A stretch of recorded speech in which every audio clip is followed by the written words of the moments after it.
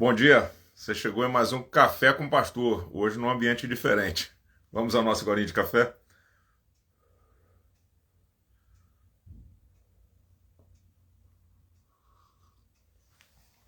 Bom dia, Selma, bom dia, Nara, como vocês vão? Tudo bem? Bom dia, Vini, Zaida, tudo bem? Nancy, como é que vocês estão?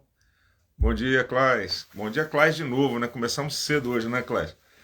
Bom dia, Bilinho, como tá? Tudo bem? Sim, o ambiente é diferente hoje. Ô Iris, fui levar uma família querida no aeroporto e aí não daria tempo de chegar em casa de volta.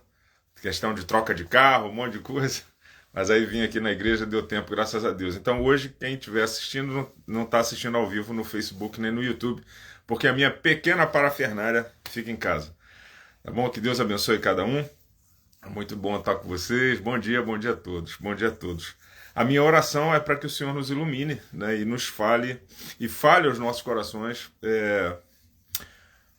de maneira que passemos a cada dia mais amar a sua palavra, né? Aquilo que de melhor temos foi a sua expressão concreta para nós, então que nós possamos reconhecer o Cristo das Escrituras, né? E termos a certeza de que o Cristo das Escrituras é de fato quem estamos crendo e a quem colocamos a quem acreditamos, né? A nossa justificação e em quem confiamos a nossa salvação. Bom dia, Rita. Bom dia, Karine.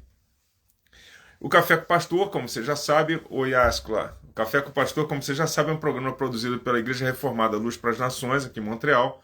Vai ao ar de terça a sábado, às 7h14 de manhã, no nosso horário local. Hoje aqui a gente está transmitindo da 3580 Masson, Rio Masson, aqui em Rosemont, La Petite Patrie, e então diretamente da minha Bate-Caverna aqui.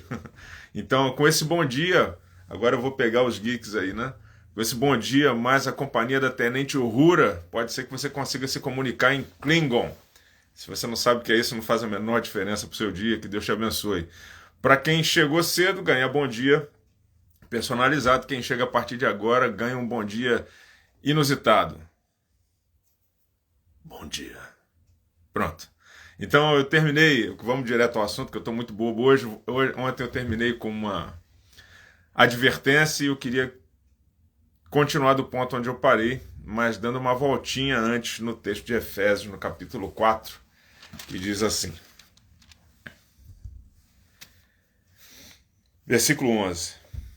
E ele designou uns como apóstolos, outros profetas, outros como evangelistas e ainda outros como os pastores e mestres, tendo em vista o aperfeiçoamento dos santos, para a obra do ministério e para a edificação do corpo de Cristo.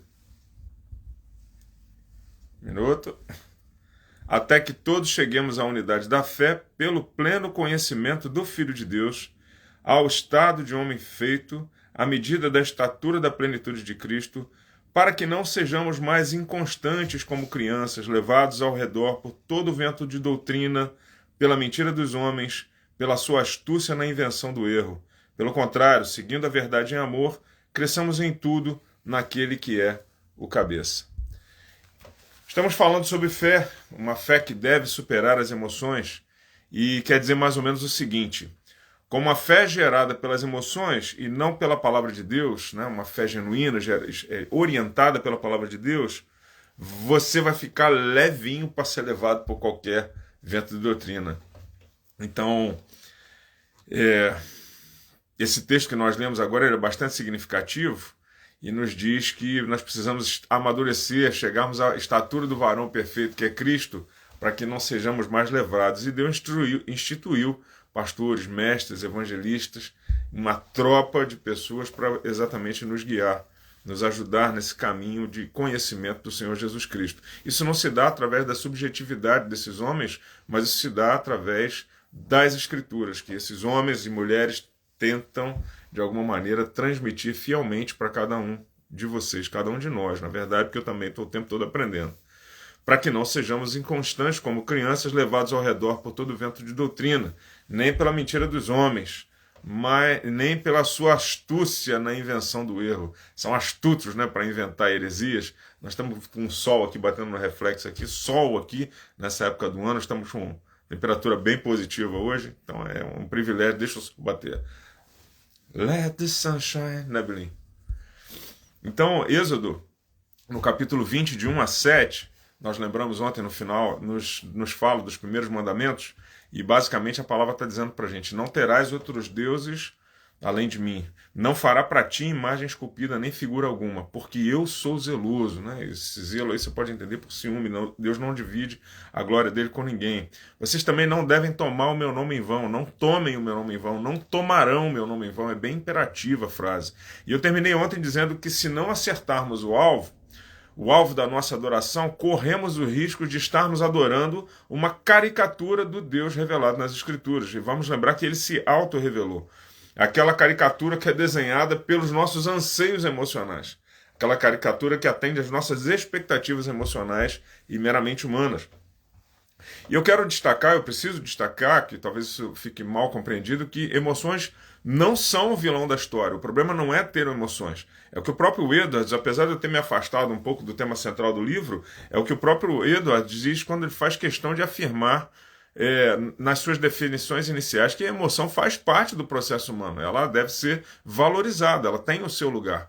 Né? Discernimos, vemos e julgamos aquilo que está diante de nós, e isso é o que nós chamamos de entendimento. Mas como nos relacionamos, de acordo com as nossas inclinações, está muito sol aqui, são medidas pelas nossas emoções. As nossas inclinações são aferidas pelas nossas emoções.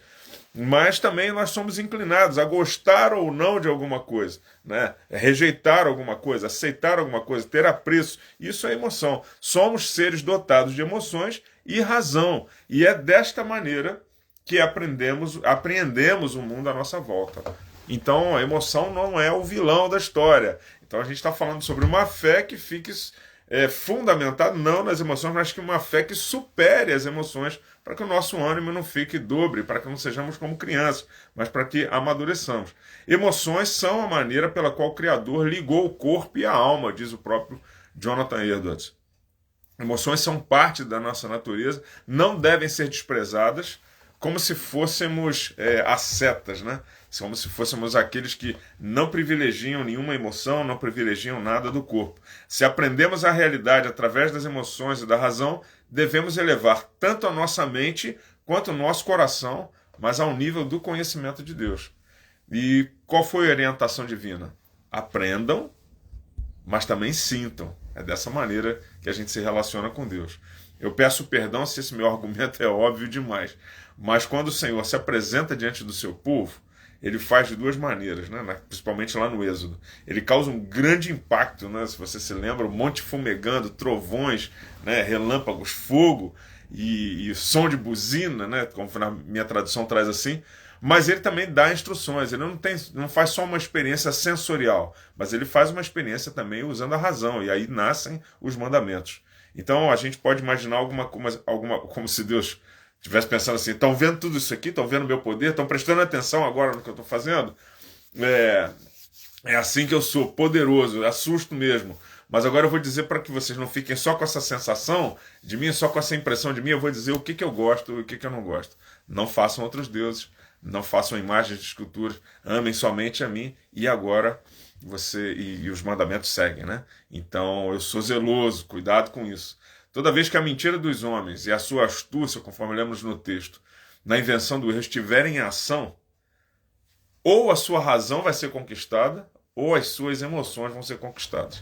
Dificilmente esses caras vão conseguir trabalhar muito bem as duas coisas. Quem for mais emotivo vai para um tipo de teologia, quem tiver mais razão vai para mais um tipo de coisa, mas ter a emoção e a razão funcionando ao mesmo tempo pode ser que você encontre mais dificuldade. De outra maneira, para dizer isso de outra maneira, tanto o anti-intelectualismo quanto o anti-emocionalismo são um indício de que outro Deus está sendo forjado. Então aquele grupo que não quer estudar de jeito nenhum, porque acha que a letra mata, se referindo não à letra da lei, mas achando que é qualquer estudo, isso você tem que desconfiar.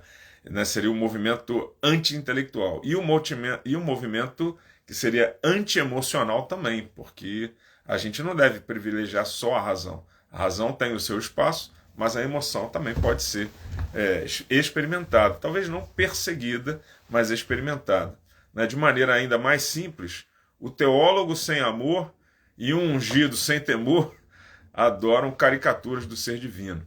Se de um lado temos os frios, que querem de Deus só um saber intelectual, se é que essas pessoas existem, eu ainda não as conheci, de outro lado, os mano profeta, conforme a gente falou na semana passada, as meninas rouca, os gurus que querem te vender um Deus que só fala as suas emoções, eles também aparecem. Se de um lado os teólogos frios, do outro lado também os emocionalistas aí, dizendo, te manipulando o tempo todo por causa disso, tentando me manipular, me manipulando às vezes também, que quem me dera ser perfeito, né? Mas eu cansei de falar daquela gente e eu não quero mais falar deles não, quero falar da gente agora. Meus irmãos, se adorarmos um Deus que não está nas Escrituras, nós seremos idólatras. E se nesse Deus moldado, seja somente racional, seja somente emocional, corremos um sério risco de termos colocado o Deus errado, no Deus errado, a esperança da nossa salvação.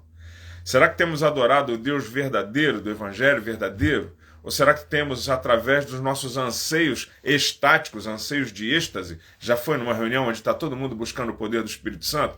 Pois é, pouca coisa acontece e muito clamor, é isso que acontece. E às vezes esse anseio estático, essa intenção de provocar os dons se torna oculto em si. E quando a gente percebe, a gente está 10 anos, 15 anos, sempre fazendo aquele movimento e nada de novo acontece, porque talvez a gente esteja se afastando das Escrituras. Não tem problema nenhum buscar o Espírito Santo, buscar o Senhor em toda a sua plenitude, mas sempre orientado à palavra.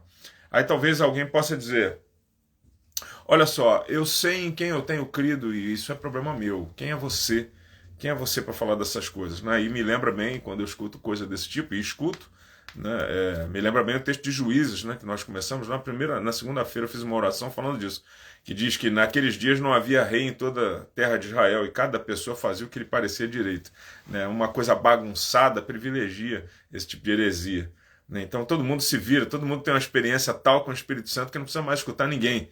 O pastor da igreja perdeu a sua finalidade, o diácono, o obreiro, o presbítero, as pessoas idôneas, as irmãs que estão há anos no evangelho, elas perderam agora, não estão mais em condição de aconselhar, porque a sua experiência emocional com Deus é tão grande, não é uma experiência de fé, eu posso garantir, uma experiência emocional que você não consegue mais ouvir ninguém. Então, quem sou eu para falar dessas coisas, né? E aí eu já vou para o final aqui. Hoje mudou muito o ambiente, mudou a estrutura que eu tenho aqui, por isso eu estou tentando aqui me localizar às vezes. Então, quem sou eu para ficar falando dessas coisas? Primeiro, eu quero dizer que eu sou um pastor fraco, eu já admiti isso há 2 dias atrás, Eu não tenho muitos dons, conheço menos a Escritura do que eu deveria, não cito passagens bíblicas de memória, são poucas, acho que eu me lembro assim claramente, nunca ressuscitei morto, nunca curei cego, ou nunca fiz um aleijado andar, nunca, nenhuma vez. Se eu posso me gloriar em algo, como diz o apóstolo Paulo, é exatamente na minha fraqueza. Dependo de Deus para tudo, até para fazer esse cafezinho aqui. Então, eu queria até ter feito aquelas coisas e eu orei muitos anos para que eu fizesse essas coisas. Mas aprove a Deus me inclinar o coração e para que eu pudesse dizer, Senhor, eu sei que eu sou fraco, mas eis-me aqui. Tem muitos fortes aí que não fazem nada, Então, fica aí talvez a dica, Começa a trabalhar em alguma coisa e para de arrotar a espiritualidade. Segundo, esse programa é feito prioritariamente, quem sou eu, Isso que eu estou falando para falar dessas coisas. Esse programa é feito prioritariamente para um grupo específico de pessoas, prioritariamente, que são os membros da Igreja Reformada Luz para as Nações, em Montreal, que fica aqui na 3580 Rosemont, onde eu sou pastor. Isso quer dizer que eu estou sob a autoridade de um conselho local que se chama consistório. Estou sob a autoridade da classe de Ontário, que é a classe de 40 igrejas que nós pertencemos. E eu ainda estou debaixo da autoridade da Reformed Church in America, que tem 395 anos e resolveu, pela graça de Deus, me instituir ministro da palavra. Então eu não estou falando sem ter uma raiz. Estou falando desse lugar. Terceiro e mais importante do que tudo isso, meu coração tem ficado muito pesado a cada segunda-feira, a cada folga que eu tiro. Eu comecei essa semana falando disso.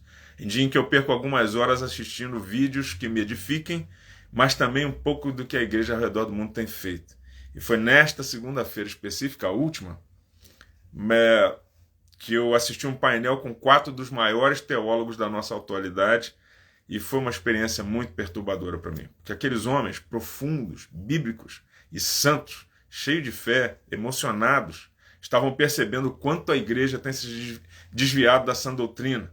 A minha experiência foi perturbadora porque aquilo que fazia sentido à minha mente me gerou muito medo. Aquilo que eles estavam dizendo. Então perceba que o medo com a razão com a emoção. Medo de não conhecer o suficiente. Medo de não ensinar bem o suficiente. Medo por não ser assertivo o suficiente. Medo em não descrever corretamente o Deus das Escrituras e permitir de alguma maneira involuntária que os meus amigos, que são os meus irmãos, adorem o Deus errado. Eu chorei bastante, clamei mais ainda, e estas abordagens que eu estou fazendo essa semana são frutos dessa experiência emocional baseada nos textos das Escrituras que os irmãos compartilharam. Então eu compartilhei o mesmo vídeo num grupo com algumas pessoas, com algumas dezenas de pessoas, e eu consegui ganhar um coração. Um vídeo que provocou tanto assim. Tudo bem que o vídeo estava em inglês, tudo bem que todo mundo trabalha e o meu trabalho é só assistir vídeo, tudo bem que eu sou pastor e os outros estão fazendo outras coisas, mas pode ser que seu recado tenha sido só para mim. Então, no mesmo dia eu também assisti um monte de vídeos sobre profetas do Pix, cultos extravagantes, teologia humanista, disputa de profetas, eu não sabia nem que tinha isso, meninices, chocarrices e etc. Eu tenho dois sentimentos. Um é de espanto. Não pelos lobos em pele de cordeiro, porque a Bíblia deixa claro que eles são parte do drama desse mundo caído. Mateus 7,15 diz: cuidado com os falsos profetas, que vêm a vós disfarçados em pele de ovelha, mas interiormente são lobos devoradores. Esses brothers e irmãs roucas têm seguidores. Um monte deles. E eu não estou falando só de seguidores de perfil. Eu estou falando de gente que frequenta os seus cultos, os cultos deles, aos borbotões. Eu fico espantado porque pode ser que algum de vocês que me escutem seja um deles. O segundo sentimento é de temor. Medo mesmo. Eu fico com medo. Medo de me calar diante da minha congregação e de ser encontrado infiel diante do Senhor por eu ter me omitido, não ter falado essas coisas pesadas e hoje aí passando bem dos 10 minutos convencionais, 15 minutos. Tenho medo. Tenho medo de ter falado pouco até aqui. Ou por não ter apresentado ainda o Deus único de acordo com a autodescrição que ele faz nas suas escrituras. Eu tenho medo de falhar com vocês. Medo que vocês que tomam café comigo quase todo dia estejam vendo pouco sobre o Deus verdadeiro. Então o que fazer? Parar? Não, eu vou seguir o que o Salmo 119, de 8 a 12, nos diz. E essa vai ser a minha oração para a gente encerrar. Observarei os teus estatutos, não me desampares totalmente, Senhor. Como purificará o jovem, e aí podemos entender como jovens na fé que somos, o seu caminho, observando-o de acordo com a tua palavra. De todo o meu coração tenho te buscado, não me deixe desviar dos teus mandamentos. Escondi a tua palavra no meu coração para não pecar contra ti. Então essa é a oração que eu faço por todos nós, assim como o salmista clamou. Nós pedimos ao Senhor que possa nos abençoar e nos fazer trilhar nesse caminho. Que o Senhor os abençoe. Amanhã a gente vai só dar um resumão de tudo, não tem mais outra coisa para acrescentar, já falei bastante coisa. A gente só vai fechar a semana. Então, se você quiser dormir até mais tarde um pouquinho, durma tranquilo, sabendo que todo o conteúdo foi. Se você quiser tomar outro golinho de café comigo, tamo junto amanhã às 7h14, às 8h14 no Brasil. E até amanhã, se Deus assim permitir. Paz, irmãos.